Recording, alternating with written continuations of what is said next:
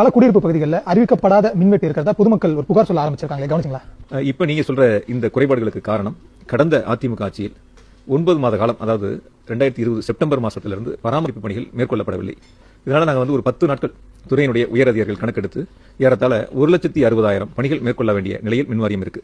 குறிப்பா மரக்கிளைகள் அகற்றப்பட வேண்டியது, பழுதடைந்த மின் கம்பங்கள் மாற்றப்பட வேண்டியது, தாழ்வு நிலையில் இருக்கக்கூடிய மின் கம்பிகளை சீரமைக்க வேண்டியது உள்ளிட்ட பணிகள் மேற்கொள்ள வேண்டிய சூழல் இருக்கு. 9 மாத காலம் ஒரு அரசு பராமரிப்பு பணிகளை மேற்கொள்ளாத சூழலின் காரணமாக இப்பொழுது 10 நாட்களில் இந்த பணிகளை போர்க்கால அடிப்படையில் செய்ய வேண்டும் என்று முதலமைச்சர் அவர்கள் எங்களுக்கு உத்தரவு வழங்கியிருக்காங்க. அதற்குண்டான பணிகளை பகுதி வாரியாக பிரித்து நாங்கள் இந்த பணிகளை மேற்கொண்டு வருகின்றோம். குறிப்பா இந்த துறையினுடைய முன்னாள் அமைச்சர் ஒரு கருத்து தெரிவிச்சிருந்தாங்க.